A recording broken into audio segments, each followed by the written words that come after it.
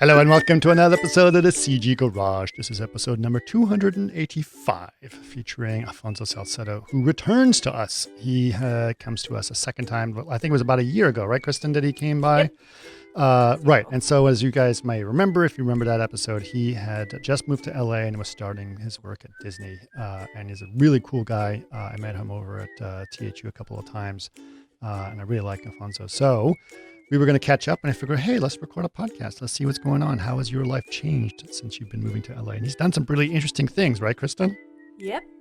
So because of COVID, his next job at Disney was put on hold. So he's got to go back to his love of photography. Yeah. And he's got some cool things. Like, so during COVID, he's got to the streets, seen the emptiness, and really got to explore LA a lot and take amazing shots with that. And then also the Black Lives Matters protests. He's gone to those and talks about kind of the kit he brings and everything. It's a cool story. It is pretty cool. I mean, we've had a couple of photojournalists or journalists.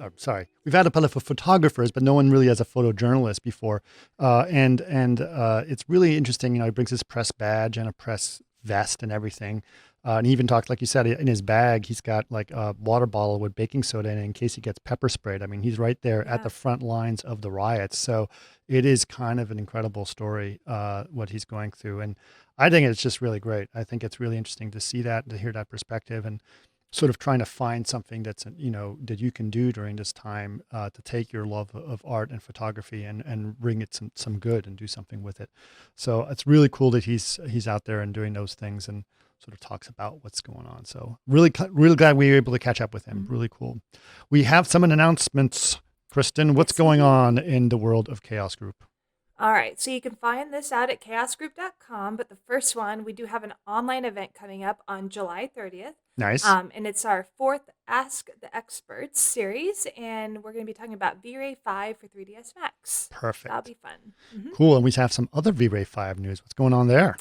Yes, so we have V-Ray 5 for 3ds Max is available. Yep. And then the V-Ray 5 for Maya Beta is available as well. Perfect. We talked about that. And then we have Project Lavina. That beta. You want to... Yeah, Project Lavina is our real-time ray tracer. It's a standalone application, and anywhere that you're able to do V-Ray, you export a VR scene file. So if you're in Max or Maya or SketchUp or Rhino or Houdini, whatever, you export your VR scene file, and then you can open it up in Lavina and experience our real-time ray tracer. And this is a full ray tracer. This is not rasterized and then ray trace. This is full ray tracing. So you can do some pretty amazing things with it. And it's got some pretty cool functionality as well. So definitely check it out. Definitely check it out if you guys are V-Ray users. You want to check out V-Ray Lavina as it's in public beta right now. So that's also available at chaosgroup.com, right? Yep. And then we got one last thing, which is the V-Ray collection. V-Ray collection. Is it V-Ray collection or Chaos collection? I don't remember what it is. But anyway, what it is there's basically all the licenses of V-Ray. You can get them. So if you use V-Ray in multiple packages, this is a really good deal for you. Pay one license and you get all the different licenses. And on top of that, we throw in Phoenix as well. So you get Phoenix, you get some VR scans, you get what else did you get? I think you get a couple of cloud credits. You get a bunch of licenses. Go check it out, chaosgroup.com. Check out the collections that we have there. That's a really cool deal for those of you who basically own multiple licenses of V-Ray and just want to consolidate it into one license. It's a pretty good deal as well. All right, I think that's about it for our general Chaos Group announcements. If you guys are interested in the podcast, where can they go, Kristen? You can go to facebook.com/CGGaragePodcast or chaosgroup.com/CGGarage. Perfect. And if you guys want to know more or let us know more ideas of what podcasts you guys want to hear. And by the way, we've been getting some great emails from you guys, so please, keep them coming. Great suggestions, and we're definitely reaching out to some of those people. So it's labs@chaosgroup.com. That's the place you can reach us if you have suggestions of talks, or if you want to basically give us some feedback on the podcast we have now, including these videos, which are coming out as well. So the videos are available on YouTube as well as our Facebook page. So go check it out. And our YouTube channel is Chaos Group TV, I think is what it's called. All right. That being said, please enjoy this amazing podcast with Afonso. Welcome to another CG Garage, where the Chaos Group talks. You'll know it's over when the last bucket drops. We're gonna fire off rays in high dynamic range. We know that ambient occlusion is passe. Global illumination won't lead you astray. And while image-based lighting is really swell, you need to make sure everything has Fresnel. How you been, man? Oof, what a year, huh? I'm like, I don't even know. Yeah, Like, but you just came back from where are you, Yosemite? I went camping in the High Sierra. Oh, Yeah, nice. so it was between Yosemite and Kings Canyon. Oh yeah, yeah, yeah, It was really awesome. But yeah, it's been a bit of a adventurous year for everybody. yeah, yeah. So it's a I bit mean, I guess the nuts. last time we talked, That was before I started at Disney, I think. you were just about to start at Yeah, Disney, and you went. I guess you worked on Frozen 2, right? Frozen 2. Yeah. Yeah, Um, so yeah, it feels like 10 years have passed since we last talked. I'm like, I yeah. don't even know anymore. So what's going on with you? I mean, obviously you're still in LA. Yeah, everything's. So how have you adapted to this whole situation? I'm loving LA, so Hmm. I'm really happy to be here. Right. And I'm currently on hold to go back to Disney at the Okay. end of August. Okay. And until then, whoop, are you here? Yeah. Yeah. Sorry, I don't know what's going on. Oh, your window totally disappeared. Am I back? I'm back. Yeah. Yeah. Good. Um, yeah, so I'm living in LA. I'm on hold to start at Disney, Hmm. and I've been doing a lot of photography. Hmm. But yeah, I mean, I was gonna start at Disney in March, and everything got delayed. So Right. since then, it's just like trying to survive like everybody else, you know. Sure. So it's been, yeah, it's been interesting. But what's interesting is obviously Disney. I mean, it's Disney animation. Animation is like one of the things that is kind of still possible to make, right? Yeah, It's not yeah, like but the VFX where you have to problem, wait for the place to be shot or anything like that. You can still, yeah, but yeah. I think the main problem is that one, they're trying to coordinate, animation can be made remotely, but it's also like the amount of data that they need to sort out and all that stuff, it's pretty complex. Hmm. And, figuring out how to actually make it work, remotely for the whole team.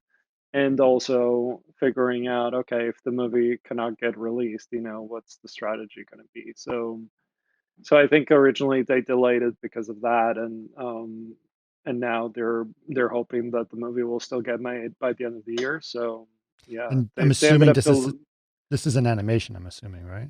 yeah, it's called Raya and the Last Dragon, so it's their next feature film. Okay. Um, but it's been fun being, I started focusing on my photography side of things, and Yeah. it was totally taking off, and I've been covering all these things happening in LA, between the protests and between the pandemic, and Hmm. it got me a lot of exposure. So I want to, I want to keep growing that side of things slowly but surely. Yeah. So what was it like as a photographer? Because I was very curious, right? As a photographer, Mm, especially in the early days of the shutdown. So I'm thinking like late March or so. There was a lot of strange looking things in LA because of, mhm. tumbleweeds in downtown, those type of things. Did you Yeah, drive around and try to find those moments?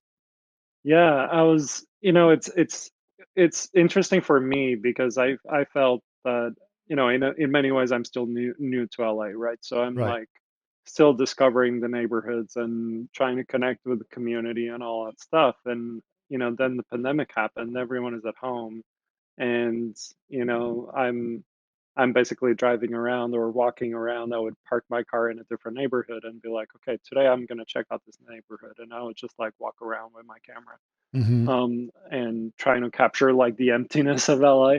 Yeah.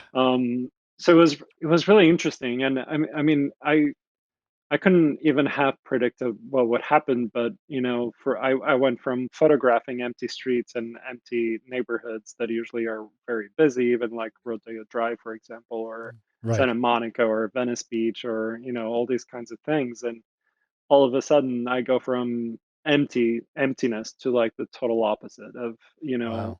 thousands of people on the streets protesting black for in support of BLM. Yeah.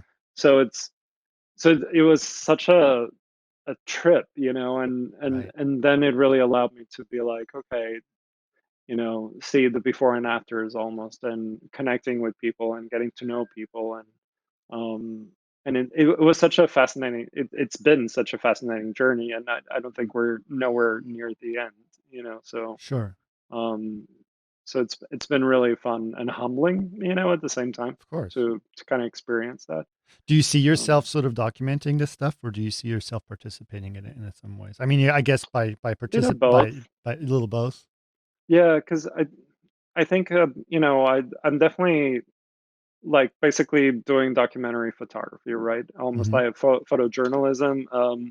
A news website here in LA called losangelino.com. They Mhm. actually put me on their roster of photojournalists. Mm. So I'm, you know, sometimes they send me on assignments with credentials and everything, and I'm like photographing and doing photojournalism for them and sending photography to them so that they can publish it. Mhm. Um, so that's been an amazing experience Have you because ever I done that before?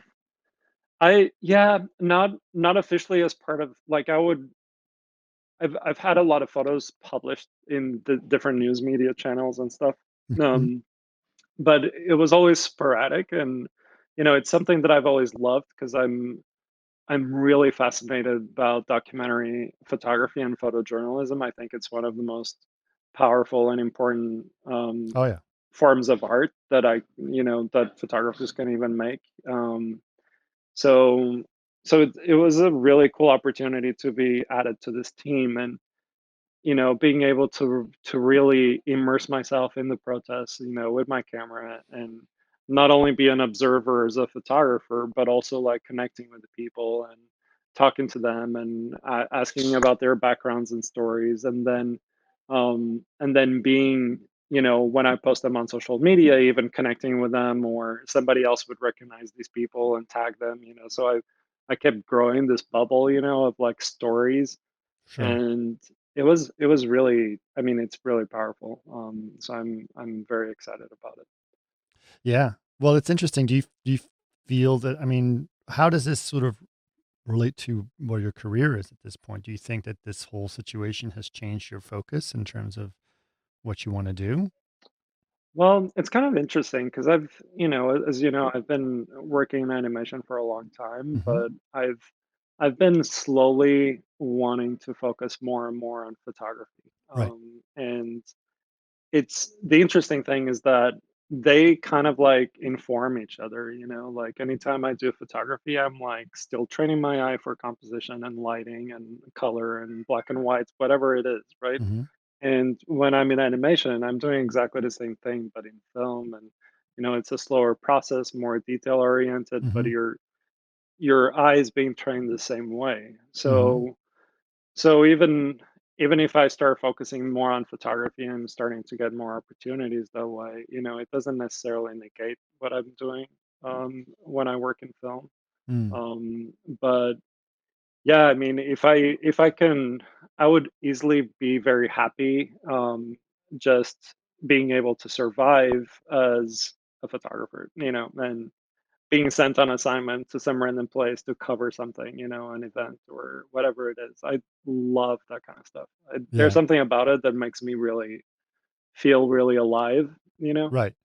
And I think it's part of, I think maybe just being an artist, it's like, once you do a certain thing for many, many years, like animation, it's a little bit hard to keep yourself like instigated by the newness of what you're creating, right? Right. And maintaining that excitement of like, oh, this is new, how am I going to light this, how am I going to create this image, Well, and isn't it like the photography you're doing, especially the kind you're talking about, like photojournalism or documentary style is, I mean, you don't have as much control. It's very opportunistic, Hmm. right? Like Yeah, you basically it's get there and it's like, well, here's my situation. I have to find the perfect moment and the perfect angle to yeah. compose that image, right? It feels like, and maybe that's why it feels so alive, because your brain is firing at all cylinders, right? You're Right, using all the senses at the same time to try to figure out what should be captured, right? I'm right, like looking everywhere, I'm listening to everything, and, I'm taking photos, and I'm like with my eyes open, trying to figure out what else might be happening, right. and trying to predict a lot of things that might happen. So sometimes in these protests, I'm like running around like crazy back and forth, and I'm like, okay, I saw these people back there, and most likely they're going to be walking here, in this section, so I need to be on that side because the lighting is coming from this way, so Yeah. your brain is like at 100 miles an hour, and you're constantly like doing this for Yeah, hours it's on not like you end. just And turn around and take a picture. You have to plan yeah, and anticipate what's going to happen and be there when yeah, that happens.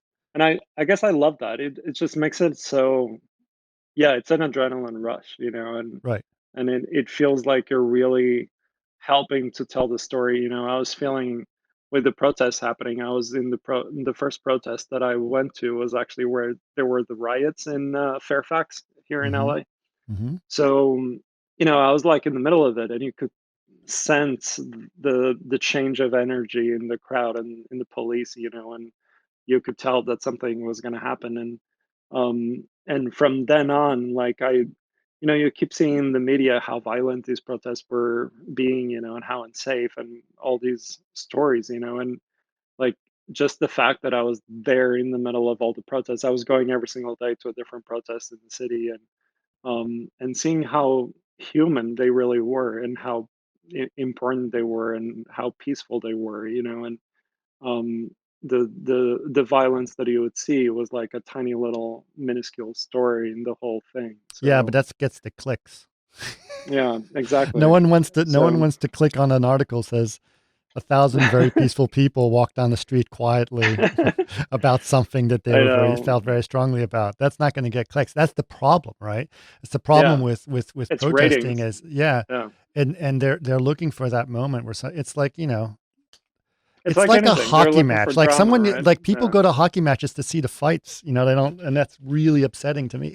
It's like, don't you Hmm. see what they're amazing athletes? It's not about the goons on the Yeah. side. Like, why is there this sideshow going on? I agree, but it does bring up an issue, right? I mean, you were at a riot, right? You were at that Hmm. situation. Now, how did that make you feel in terms of your safety in terms of those situations? It's I mean, the way I work is a little maybe crazy. I don't know, but I'm very comfortable in very uncomfortable scenarios, and Okay. like I was in Haiti post quake, like in a Mhm. very intense couple of weeks, like covering a lot of stuff, doing documentary photography as well. But I mean, it's intense you have to let go of like you don't even have time to think about your fears. You're like aware, like I always go to these protests with like everything ready for, I have press credentials, and I have a press vest, and I have like baking soda water in case I get tear gassed, and I have all these Wow. things that I know how to I know what to do in case the situation gets a lot worse, and you have to be I think you have to be so self-aware when you're in these things, and you have to sense what's going to happen, right? So I was like right behind the police line. I was in the middle of the police line when I felt the energy, shifting, and I knew something was going to happen. I've been in protests before where there was a lot of violence, so you start giving space to like see what's going to happen, and protect yourself and be there for other people if needed. So it was okay, it's definitely intense, and but when you're in the middle of it, you're not thinking of that. You're just trying to be safe, and you're trying to capture the story. Right. So it's fine. Yeah, but you definitely have to be aware, you know. Sure. Um, but it's definitely something that I love. I mean, I all my photography work tends to veer between documentary and portraiture and studio and stuff. Hmm. But because of the lockdowns and all that stuff, portraiture is not something that is really happening right now, you know? Right. So the documentary side of things becomes a bigger side of my work. So it's an interesting flowy dance, you know, with Sure. creativity, I guess. Um, but I love it. Yeah. Well, it's interesting because LA, I mean, I'm sure as you know by now because you've been looking, LA is so big. Like it is a Mm, very big city. And it's really more, it's not a city. It's like 100 cities all congealed together, you know? yeah. So there's very different neighborhoods and very different areas. So I'm sure that's something that you've been exploring as well. How have you, what are some of the areas that you were kind of unexpected that you found really interesting things in?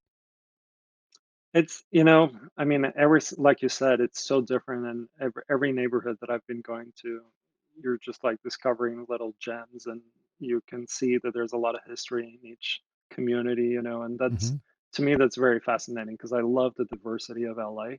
Hmm. And interestingly enough, I'm also when I moved here to work on Frozen 2 last year, I had like 1 week to find an apartment, to move, Yep. to all do all that stuff, and it was so quick. And I settled in Echo Park, which I love the neighborhood. But Hmm. now that I have like more time to like kind of like start looking around, I also started looking at apartments, in different neighborhoods. So I'm like Hmm. forcing myself to just get out there and visit different communities, and see Sure. what could be potentially a better fit, and it's just interesting because there's so many places, going to the arts district, which is actually a very expensive neighborhood in LA now, but it's all like there's so many street art projects, happening, and murals that are very political in nature. So it's actually very fun to walk around randomly, just looking at all the street art that's appearing there. And Hmm. other neighborhoods like downtown, I didn't really get to know downtown that much, but since a lot of the protests are based towards Pershing Square or Grand Park, like in front of Hmm. City Hall, I got to just walk around all the streets in downtown LA and like really observe the energy of that area, which is so different from what it was like just 10 years ago. Yes. So it's just fascinating, and every single, I mean, the biggest protest was the the pride. It's not really an official pride protest, but it was a solidarity march with Hmm. the queer black community. Hmm. And I mean, the protest was so large, and it started near the Capitol Records building, which is Yep. such a historic Hollywood. neighborhood, and then Yep. it went all the way to West Hollywood, right? So you're walking around all these like different streets in Hollywood and West Hollywood, and Yeah. I mean, with thousands and thousands and thousands of people from all over the place. So Right. it's just like it's been such an amazing, weird, bizarre way of getting to know the city. Between the pandemic and all these protests, it's just been like, I mean, I could never imagine that this would be the way No. that I would experience LA, Well, I'll right? tell you this, it's a different city than it was too. You know what I mean? There's a Yeah, lot of things have changed. I mean, there's no traffic. That's like a huge I deal. know. Yeah, it's getting worse now, but It's it's getting it's definitely worse still because much people are starting better. to drive more, but it's going up and down. But it Yeah, is a weird thing. I find it fascinating. It's funny you live in Echo Park. There's a street on Echo Park that you have to look up. It's called Baxter Street. Have you seen Baxter Street yet? Baxter. Yeah. I It's don't think so so. steep. It is one of the Mm, steep is like crazy one of the steepest streets in the world. It's like up there. Steeper than most streets in San Francisco, by the way. oh, cool. I should check it out since I And since I it's moved here from SF. I know. So it's the same. And I went my GPS or my Waze or whatever took me there one time, at that time I had a clutch on my car, and I thought I was going to destroy my car. It was just ridiculous. But it's the same street that the Laurel and Hardy show when they're trying to move the piano up the hill.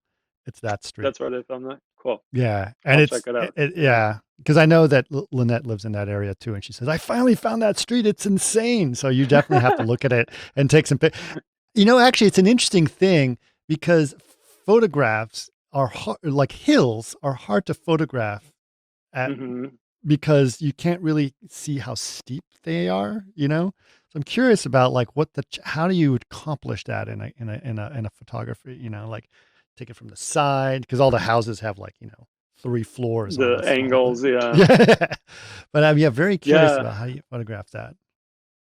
Yeah, it's interesting. Like I was thinking how I was photographing in San Francisco, and it's a mix of everything. It's like capturing, if you have people, it's easier because then you have a frame, creating a Frame of reference. reference Yeah, yeah, for a viewer to like immediately connect with the what the scale is and what the situation is, But usually is that, or maybe even on top of the hill, you can get like how steep the decline is by not seeing, right, by, so right. it's all about creating these horizons and playing around with those lines, But yeah, that would be a really good challenge. I'll Yeah. definitely have to check it out. Yeah, I But was I thought it's about cool. it when I was thinking because I was like, whenever I go to it, like if I go skiing and I try to take a picture of it, it's like it never the hill never looks as steep as I remember it I being. It's know like, really? That was you're like scary. really scared going downhill, and then I you know. take a I take a photo, and picture you're of it, it's like, like, not so bad. But yeah, it's interesting. It's interesting. So you've been going to the beach as well, I'm assuming, or going down to the Venice yeah, Beach area? I started finally going to it's one of those things that when you move to LA, you're like, I'm always going to be at the beach. And then you move to LA and you never actually go to the beach, and you're like, and Yep. then quarantine happened, and they started reopening beaches. And then I was like, okay, no, I should take advantage while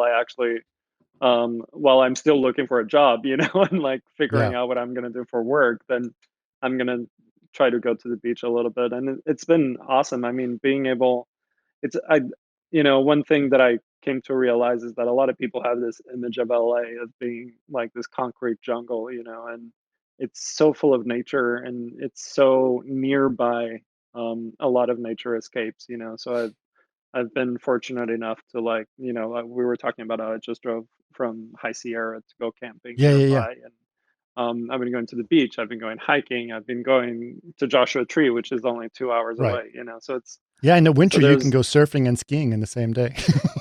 yeah, 2 or 3 weeks ago, I was like, I cannot sleep. I was having like this biggest one of those nights where you just cannot fall asleep, and it was 2 in the morning, and I'm like, what should I do? And then I was like, oh, maybe I should drive to the Mojave Desert and try to find the comet. So Right. that's what I did. I threw my coffee maker in the car, my from camping, and Hmm. brought all my photography gear, and I drove 2 hours to Mojave Desert, and I Yeah. found a spot off-roading that I could go to, and I was watching the sunrise, taking photos of the sunset, of the comet, Yeah. and it was amazing. I mean, it was so magical. And then I was back home like at 8 in the morning, and I went to sleep then.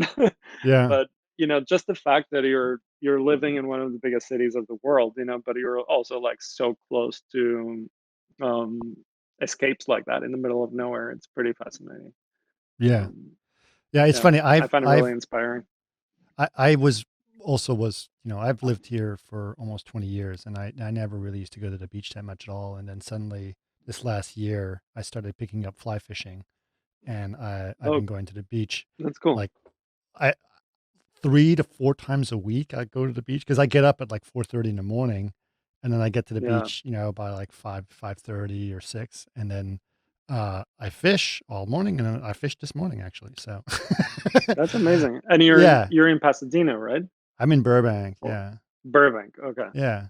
cool. So yeah, and it was like, yeah, it was great. I went to go fishing, and what's interesting is I go there, and it's like you said, it's like sunrise at the beach, just pretty amazing. And you're the only person on the entire beach in Malibu, which is kind of amazing as well. Yeah. And and then you're fly fishing, and then so I meet these other people that are into fly fishing as well, and they started telling me, for example, it's like, oh, do you know there's like extremely exciting fly fishing in LA on the LA Mhm. River for carp. And I'm like, what? And I was like, yep, Really? yep. And he's like, you can catch There's carp. water there? Mm-hmm. You can catch I carp in the didn't LA even River, know. and it's like one of the most exciting fish to catch on a fly. I'm like, Hmm. really? And then they're like, yeah, it's like, and it's not always, not necessarily the areas where it's a big concrete ditch. There's other areas you can go to. But I was like, so suddenly it's like, yeah, there's all this weird pockets of nature and strange things that are going in on the in middle of LA that, nowhere, you know. like, really? Right. Yeah. It's like, yeah, right by the LA Zoo. There's an area right there. Catch a 14-pound Yeah. carp. It's like, why are they? So, I know yeah. it's So, I mean it's amazing to find these things that, kind of like allow you to connect with a city in different ways. mhm, You were saying you've been here for 20 years and you're still finding yeah. new experiences in the city. Like I started training for biking, the AIDS life cycle, right? Yeah. Which is basically biking from San Francisco to LA. Ah, And nice. so I was doing that. I was going on two, three How many bike miles is rides a that? week. The actual ride itself Hmm. is 550 miles. Nice. So it's a lot, and Hmm. it's about 80 to 100 miles a day for 7 days in a row. So you have to train a lot for it, right?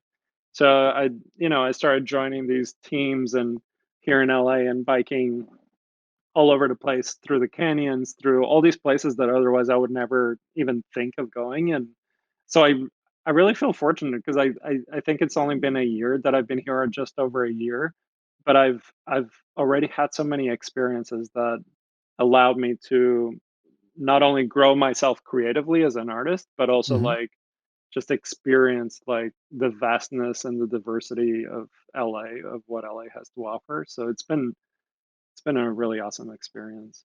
Well, I'm glad you're saying that because, there's a lot of things, and like all of us as artists, right? We all have a creative input or a creative output that we need to do, and we need to discover new things.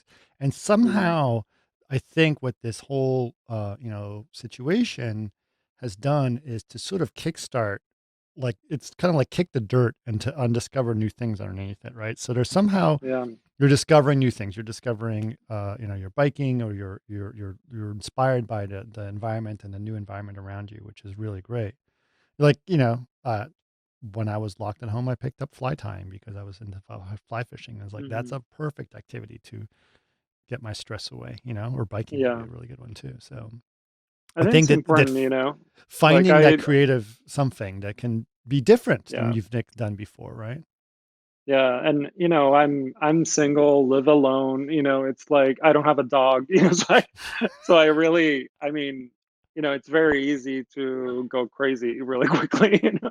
Yeah. So I think it's important for mental health, to even find, ways of, I meditate daily, but I've been doing that most of my life now. And Hmm. but creatively, if I feel like I'm creative throughout this whole experience, then i I don't feel stagnant, right? And I think that's the one thing that kind of like keeps that light shining inside of you. And even though I wasn't working at Disney or working on my usual like project that actually pay good money, it's like, oh, I'm still throwing myself out there, and I'm trying new things and I'm learning new things. And you know, I gained so much.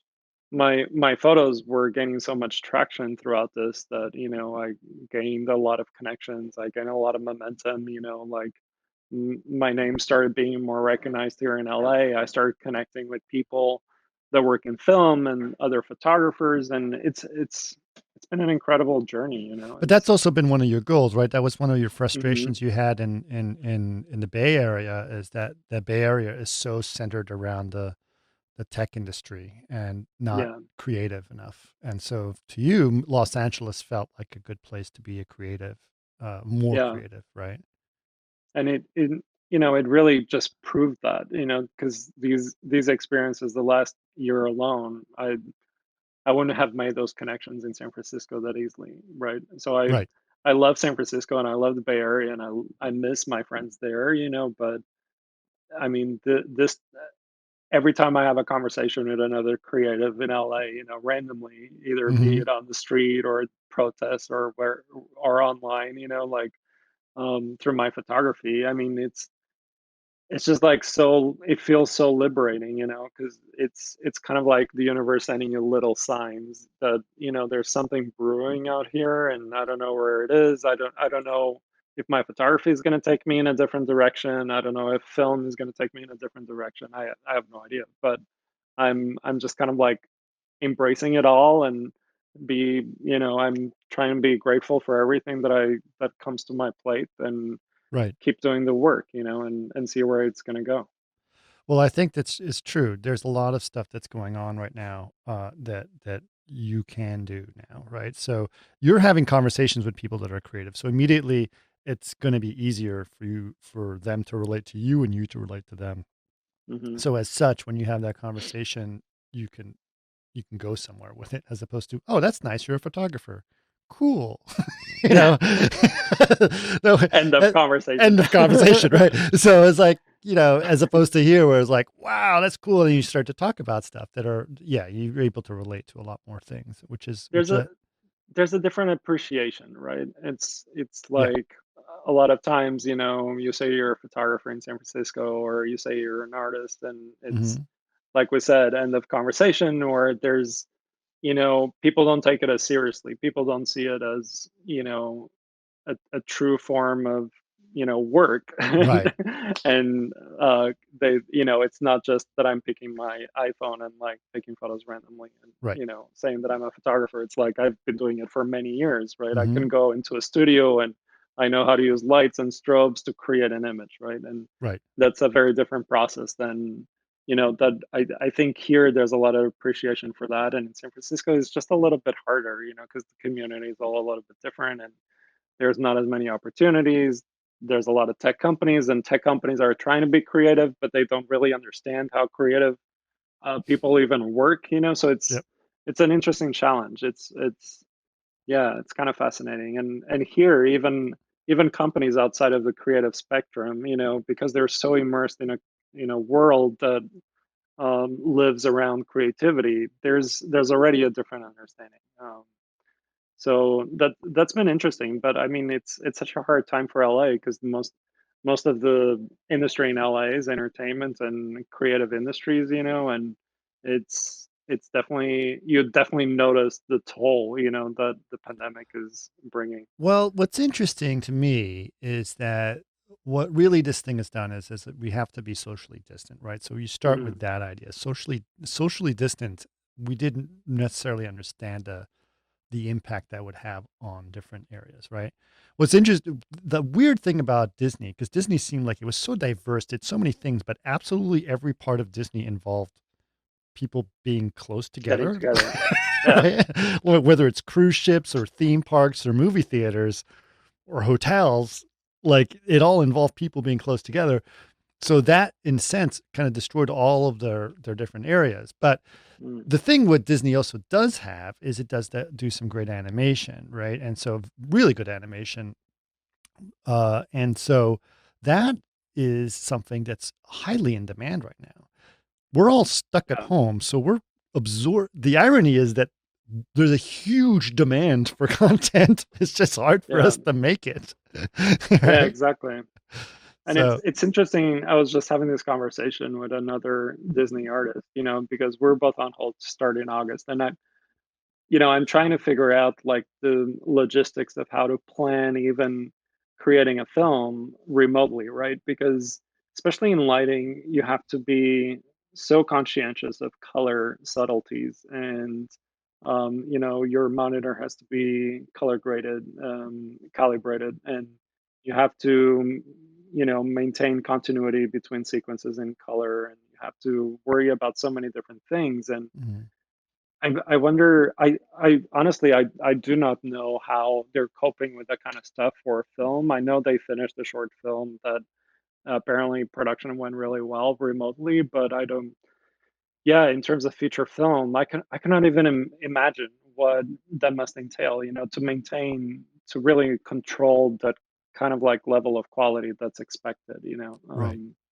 And it's an interesting challenge, like they used to be already pretty flexible in terms of allowing artists to work maybe once a week, like from home, so but all of a sudden changing the whole system and the whole pipeline of animation to make it remotely, I think it's a pretty substantial challenge, right? It is. Um, It is. Especially to maintain these, it's still tight production deadlines, and you still need to have um, some kind of continuity in terms of the amount of work that you're able to even create per week and the amount of shots you're able to work. And there's so many variables working from home that can go wrong, from simple stuff like internet speed, to like lag when you're controlling your mouse through across the internet Hmm. interwebs, like Yeah. there's so many different things. And I don't know, I'm so curious about this new paradigm, and I hope it works well, because I actually think that this being 2020, if we can make a world where people drive less and maybe working from home gives even better work-life balance, Yeah. then that's all positives to me, you know? Well, I think what's going on is we were able to see how many jobs can work from home, right? And Hmm. turns out it's a lot, you know. And I think the more that people do that, the more it's like, oh, well, I bet you there's going to be a lot of people that will be happy to just keep working from home, and there's a lot Yeah, of jobs that are going to let people do that as well, because then they can, it's going to change the entire urban setting, right? Because I think so. especially like Palo Alto, right? If you have all these people in the Silicon Valley that are, being paid outrageous amounts of money because they live in a place that costs an outrageous amount of money, Yeah, right? And then suddenly I could do this from Idaho. Why would I have to go to work? And they're like, yeah, of course you can. So then it changes, right? So then yeah, everyone sort of balances out, and the city changes and all of that, So I'm I just hope glad I so. have 2.5 hours less traffic every day. I know. You always had a pretty long commute, and I it makes a did. difference. It does make a difference. Now I have an Yeah. electric car and everything's fine, so I'm generally okay with that. But still, even just the idea of the stress that it puts on you, by the time I even get to work after an hour and 15 minutes of driving, and I Hmm. get to work, I'm not ready to work right away. you Yeah. know, it's like, and then now I can just like get up, get my coffee, and I'm typing my first email after 10 minutes of getting out of bed. So that's a Yeah. pretty good deal, you know? Yeah. I'm used to working from home, because I've been doing it for so long. So, Right. and I'm also more of an introvert, so I'm totally fine being at home by myself, Right. working on stuff. But obviously it also brings a lot of other challenges in terms of mental health for a lot of people, and in Sure. terms of, you know, isolation. And it's interesting, right? It's like, how do you keep like team morale when you're working with a team? It's supposed to be a collaborative environment, Yeah. How so does collaboration work for you? How does that been yeah, work? I mean, so far I've been doing, even when I do photo shoots with more people, I after they opened up the lockdowns, I was able to be in a studio with a few other people. And I mean, we're socially distancing and using masks and disinfecting everything, but it worked out okay. But, you know, I'm curious to see how it's going to be working on a big team like Disney, right? Where you're, trying to maintain that creative collaboration between artists, and you're only using Slack or Zoom meetings or stuff. Right. I remember when I was at DreamWorks, we had half the team was in LA and half the team was in Redwood City, so we had a Right. lot of team meetings where we were all like video chatting with each other, and it was always very awkward. It was not, I part of me almost thinks that, if there's this idea of companies trying to mimic the model of remote work to what they usually have inside an office. And if they try to bring the same type of environment to that, it's just like awkward and never works and makes it worse. And Right. maybe there's a space of like really studying, not trying to make the same, but really studying, okay, if we're all going to be separate, how can we still create some form of like creative space, for people to be able to feel um that they're together, working. But I just But think they're different models, it different is a little realities, strange and it's because, like, like, for example, there's like I've been at work and around a bunch of desks, right? And then people mhm, who are sitting across from each other are messaging each other by yeah, typing, right? And they're doing that actually out of to be respectful of the people around them, so they're not just having this conversation constantly and interrupting people, right? Or yeah, people's thoughts. So people are kind of isolating themselves, even though they're right next to the hmm other person. So it is a little bit. It just kind of goes both ways. I've found that video chats have actually been pretty good for yeah, me. Um, it's been interesting. It's been interesting. There's a yeah. It's couple places where it's like the room is always open. You just go into it. mm, It's like going into a conference room. It's like, oh, hey, yeah, yeah, that's funny. Yeah, because I remember, like the interesting things that I remember being at Pixar, and it was before Slack existed. It was before all these things, right? So you either communicated with other people via email, or most likely you would actually walk around the office and go to people's office and have a chat, and right. I love that. I mean, maybe because I'm 41 years old now, I'm like, I actually love that experience of like talking to people. Yep. And it's interesting because being at Disney, for example, all of a sudden you have a whole system of like chatting and via Slack and keeping up the communication. And Yep. um, I think there's a tendency of people, even though they're in the same office, like you were saying, that people will just say, no, I'll just Slack, instead of getting up and moving. Um, and Yep. it makes me miss that, like 10 years ago when you actually walked around a little bit I to know. talk to people. I mean, when It's I was at master class, yeah. we had an open office environment, which I'm actually personally not a big fan of, because I just find it super distracting. But Right.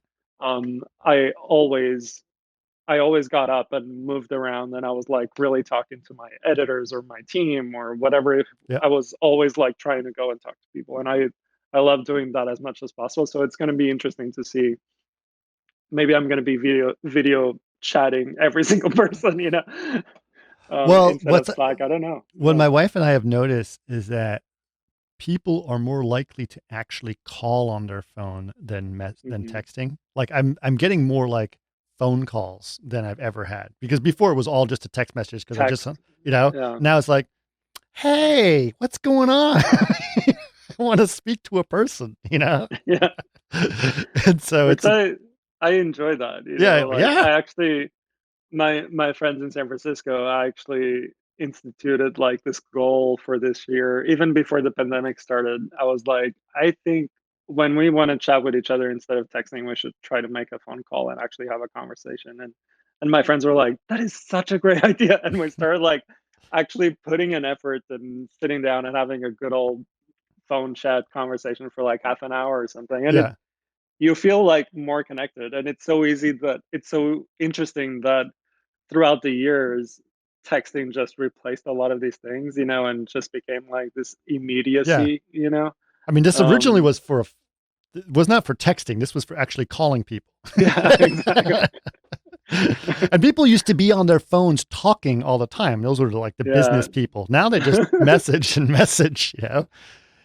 Yeah, it's fascinating. And remember people used to have, I mean, now you have your earbuds on, but back in the day, remember they had the Bluetooth, headset thing. And it was like, yeah, that's a guy who does a lot of business, right? He's got the BlackBerry, he's got the Bluetooth headset. And now it's like everything happens in a text. It's funny that you're right. It's reversing itself. People are actually getting up and talking because they miss a Yeah. voice. They miss talking to people. Yeah, I'm definitely really looking forward to working on another film in this new reality we're in, Yeah. to kind of just see I'm sure I'm gonna learn a lot of new things, just in that frame of mind, to keep the motivation going and all that stuff through crazy stressful deadlines. But Yeah. it would be fun, I think I'm excited about it. I just hope it actually happens, like I mean, you're this still day and interested. age, every week it's like different. You're still going to be working in animation. That's still something you enjoy doing, right? This is, or Yeah, I really enjoy it. And I mean, obviously I keep looking at opportunities. After Disney, I worked for a couple of months at Method Studios. Oh yeah. So I was working on a game for Amazon Okay. games, through Method Studios, and it was awesome. I mean, it was a really rough commute because it was in Santa Monica, and I Yep. was living in Echo Park. So that was my first real experience of like, this is what LA Hmm. traffic in Welcome to commute my time is. world. So it was like, yeah, it was like an hour and a half each way. And I was Yeah. getting home like, oh my god, where did my day go? Like I'm Yeah. like, Yep. there's nothing left. Yep. um, so that was an interesting experience, but it was again a super different project. Like working with a different team in totally different pipelines, and so that kind of stuff is very. Oh, it's always worth it. It's very interesting. I keep trying to find opportunities more towards what I was doing in a masterclass, just because I really do love the live action organic aspect of working multiple creative teams and being on set and being all Hmm. that stuff, like that kind of energy is really familiar and exciting to me right now. Right. Um, Animation, it's always fun and creative. It's something that I'm comfortable with. It's so I can do it easily. I love working with the teams at Disney because they're so talented, and it's always such an amazing experience. So I'll keep doing it as long as they keep asking me to come back. Right. Um, and taking advantage of that. It's a good studio to be a part of, obviously. So it's been fun. Well, I think there's actually, it's interesting that you hear about it all the time that virtual production is going to save Hollywood, right? So Mhm. that's there's some level of possibility that that's going to happen, but that's something that's interesting as well because that's kind of a hybrid of animation and live action in a lot of ways, right? Yeah, Because I think it's going to be interesting when people start thinking about that as a solution, and that could be something that could be very interesting because you can bring both sensibilities to that that you have in terms of animation, in terms of photography, on this virtual stage in a lot of yeah. ways. So it could be There's interesting. definitely, it's interesting because there's definitely still a lot of stigma between, the separation between animation and even visual effects, right? Hmm. It's like, Yep.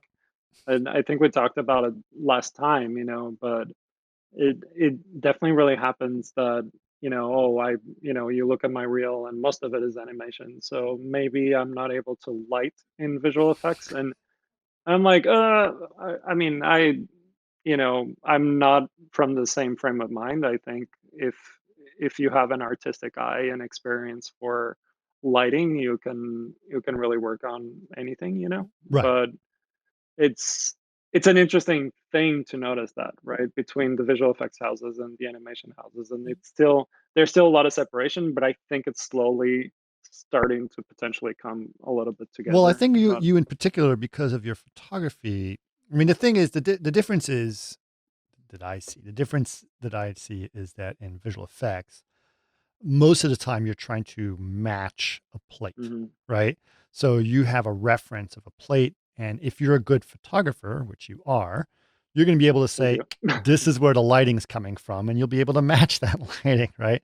When Yeah, you're doing animation, you're painting with light a little bit. It's a little bit different, right? So yeah.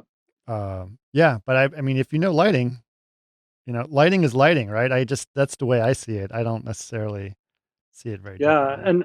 and the interesting thing is that even when you're lighting an animation and you're not matching necessarily to a live action plate like you would in visual effects, but You're matching you're thinking about continuity. exactly Yeah. the same things, Yep. right? You're Yep. matching continuity, you're thinking of light direction no matter what, Hmm. you're thinking of time of day, you're thinking of so many different details, even more details than you would be on a live action film, right? Sure. On a visual effects plate, and it's just an interesting thing because they really kind of like educate each other in a way. Actually, I think it would be so amazing if there was more flexibility in terms of what artists could do. Because if you an animation artist that goes into visual effects will just get a better eye out of it and become a better artist and create better work out of it and vice versa.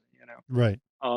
So I'm always I'm always up for the frame of mind that it's important for people to be exposed to different things and different ways of working and, different techniques because, animation is using more compositing now, for example, and lighters are doing their own compositing in places like Disney.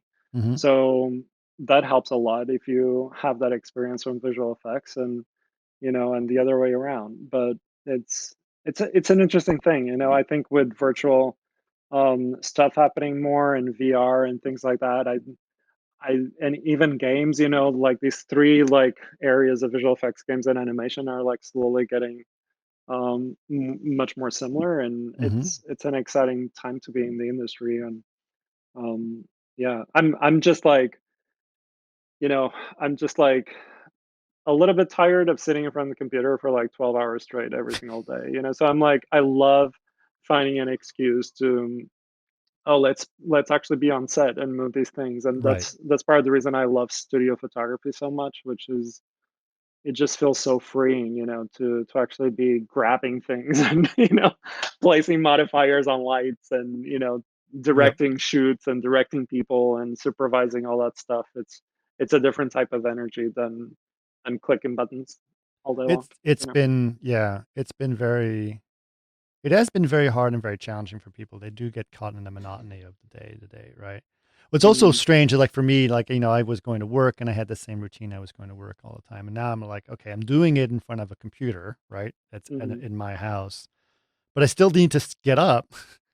And then I get up and go talk to my wife, like I would talk to a coworker, right? Yeah. And she's set up in our bedroom, so she's got a flame in our bedroom.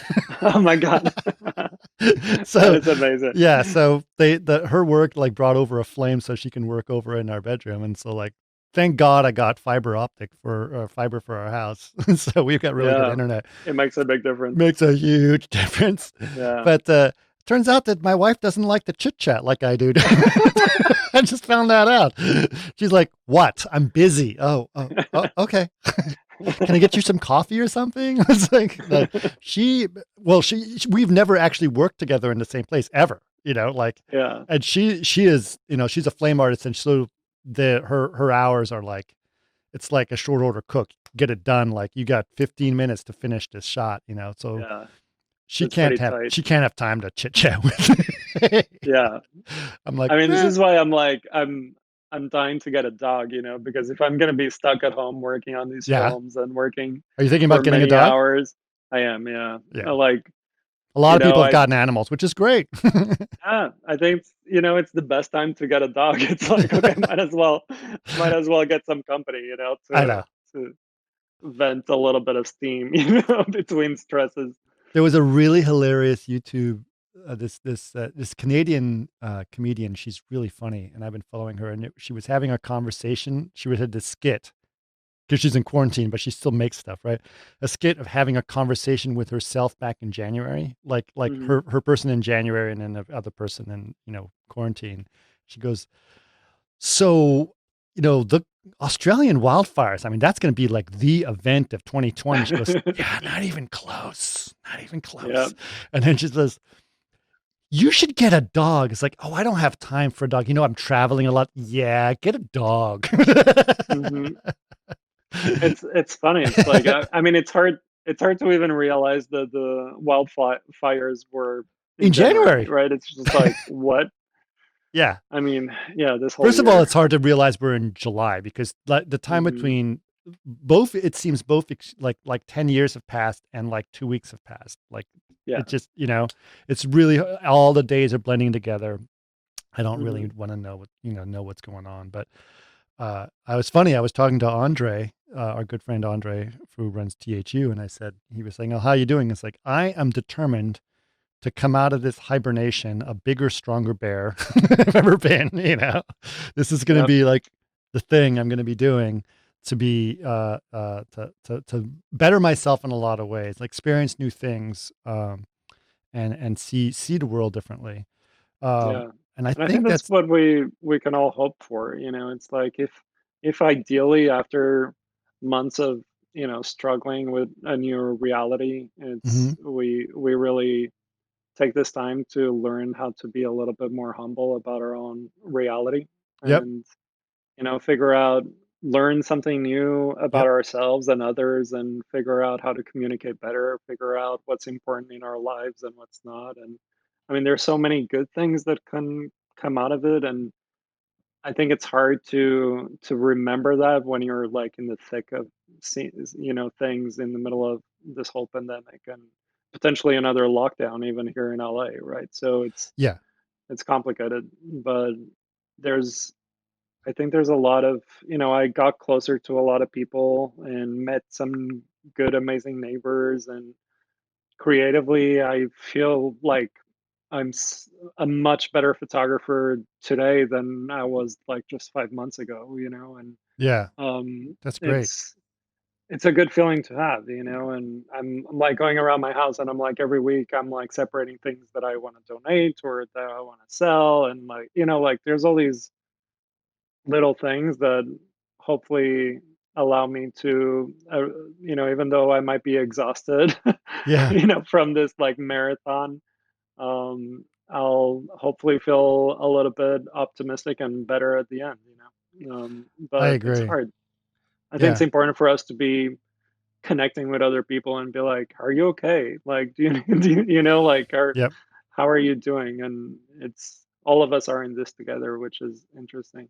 I found myself calling people that I hadn't talked to in Hmm. forever, and people across the globe, which has been really great. Like even just Yeah. this podcast, for example, I always was very strict about it when I was before. I was like, no, I have to do them in person because that's how I connect with someone and I have to see them and I want to take them out to lunch and it's this whole thing, remember? And Yeah. then because you were on the previous one, and then now it was like, well, I don't really have a choice, so I'm going to do this. And then when I did that, it's like, okay, first of all, the big thing is like I want to be able to see someone. So video chats have been fine. They've been really Hmm. working well. But also it's suddenly opened the doors like, yo, I can talk to all these people around the globe. And it's suddenly like, yeah, it's not restricting me whatsoever. I think I'm Yeah, doing a I podcast with love some guy that. in Australia in a few days. So it's like, great, it really kind That's of, amazing. yeah, it's nice, right? Yeah. And then I think this, I mean, of all, you keep thinking about it because when we had the Spanish flu, it's like, okay, Right. can you imagine if we didn't have the internet, we had to be at home stuff. I mean, it would be a whole different, we can Yeah. barely survive as people now, like even Well, though and we're on so top of that, connected with you each had to go other. out and get food because everything was perishable back then. Like Yes. it's like imagine like you know didn't have a freezer full of chicken nuggets that you could go to if you needed to. I know. We're like, yeah, we have home delivery of food and I know. groceries and whatever we want. It's like it's not a big deal. It Yep. could have been a lot worse. So Yep. I had I a think it's important to have a little bit of perspective. yeah. Yeah. Yeah. Yeah. Absolutely. And the people are adapting. Like in Burbank, for example, there's a major street that's in Hmm. Burbank, and there's a lot of restaurants and stuff in that area. Well, they just shut down the whole street for car traffic so that all the restaurants could put their seating outside so that they could, Outside. yeah. Yeah. And I love that. a lot of cities are doing that. And it's like, here, people aren't going to be parking here anyway because so they'll find other places to park. And that way, at least those restaurants can survive and try to create a little bit of something. So I think Yeah. it's good. I think That's it's good. exactly that's the thing. It's like if this is what it takes to wake up people to a new way of living, that's a better, more communal, more just way of living, then that's a good thing, right? Right. It's what bums me out is that there's so many political struggles here in this country, that actually a lot of people are suffering, and not only financially, like myself and many other artists, but also like emotionally and even like health wise, it's very hard to get access to good healthcare, and a lot of people are suffering or even dying, and it Sure. shouldn't. There's no need for that, right?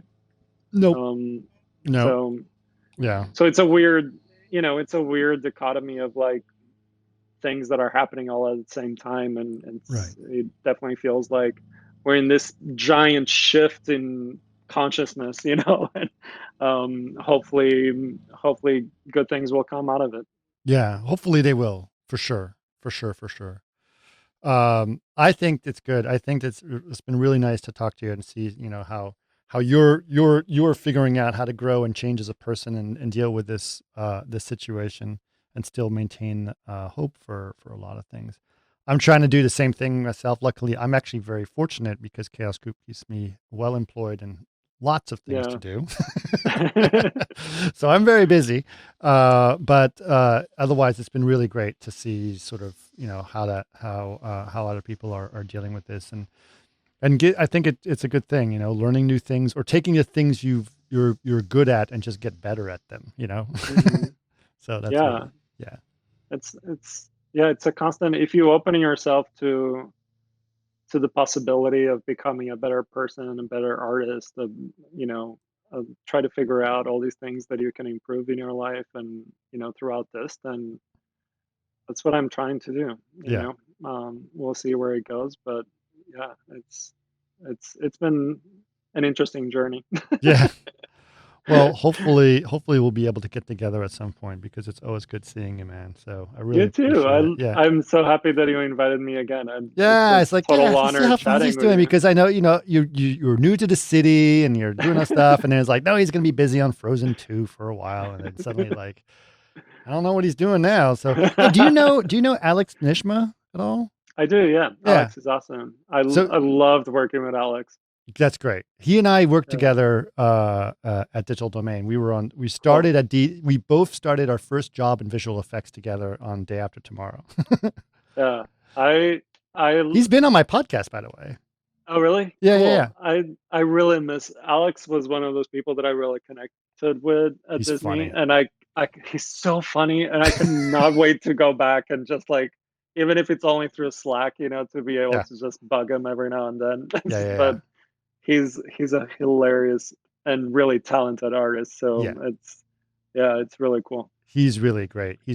You should listen to his podcast because I will, for sure. we go through his backstory and he tells it in the most Alex Nishma way. Like it's basically like listening to some, comedian talk about his life and his origin story. And it's like how he landed his first job while working as a waiter at a restaurant. I mean, it's like really, really funny, really funny.